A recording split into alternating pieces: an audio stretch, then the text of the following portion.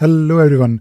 In this video, I thought I'll discuss this interesting question from John Barnett about customer dashboards. Now, this is very interesting use case where you may want to share your reports, your dashboards with your customers, and those customers, if they have an account in Jira, then of course there is no problem. They can log into Jira and they can take a look at the reports, especially dashboards. And this is of course a very normal thing to do. I mean, when you're working with your customers and if your customers' projects are also in Jira, you can definitely collaborate with them by giving them access to only their project, and it works wonderfully well. You basically need to use the browse project permission, and this is something that a lot of people do. However, there are cases where you don't really want to give access of your Jira instance to your customer for a variety of reasons. Maybe you're probably a bit worried about the security, or maybe you are not really sure if giving them access is the right thing to do, because maybe you have some policies, or maybe you don't really want to give them account in your AD, or maybe you have maybe you don't have a lot of licenses. But when you want to share data outside Jira with someone like your customers, then it is still a possibility. Now, there are a couple of things that you can do, or in fact more than a couple of things that you can do. You can always use an app. There are a lot of apps that can do this thing for you. I would probably share things that I have done in the past. Now, when you have data in Jira, and by the way, this is applicable for server as well and also for cloud. When you have things in Jira, you also have various ways to access the data using REST API. Now, you can always use some external reporting apps or apps, not apps, but applications or tools like Power BI, for example, where Power BI can read data from your Jira instance using REST API, and then of course, when you have the data in your Power BI, then you can do whatever you want with it.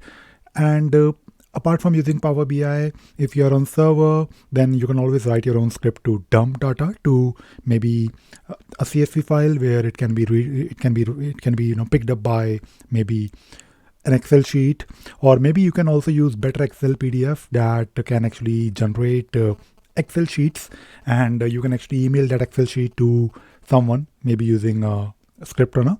So these are some of the possibilities. Better Excel plugin is really amazing because you can also write groovy scripts, and you can also customize the behavior of the data. Basically, when you dump something to your Excel sheet, you can actually process it. Maybe you want to do some mapping, maybe you want to translate few things. When I say translate, I'm not really talking about language translation. I'm talking about, let us say you want to basically do some transformation of data.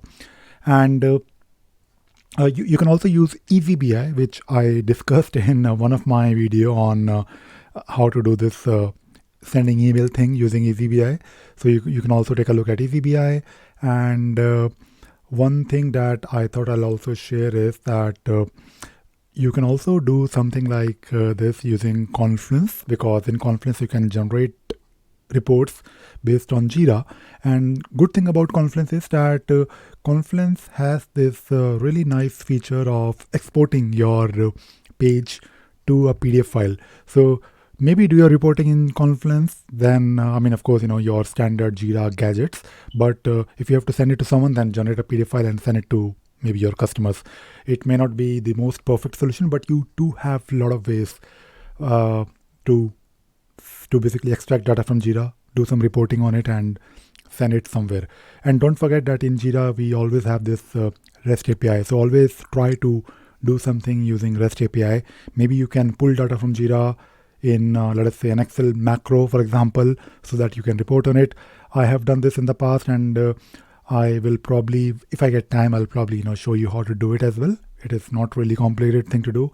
Anyways, I think I covered how to pull data from Jira using REST API. I have covered this in a variety of my videos, and I have shared scripts as well on how to do it. In case you want to learn how to how to retrieve data from Jira, you can go to my website ravisagar.in. I'm just trying to show you how to find the information. If I go to my courses, there is a course called Mastering Jira or REST API, and this is where you will find a lot of videos talking about how to retrieve the JQL results, and this is something that you can definitely use if you want.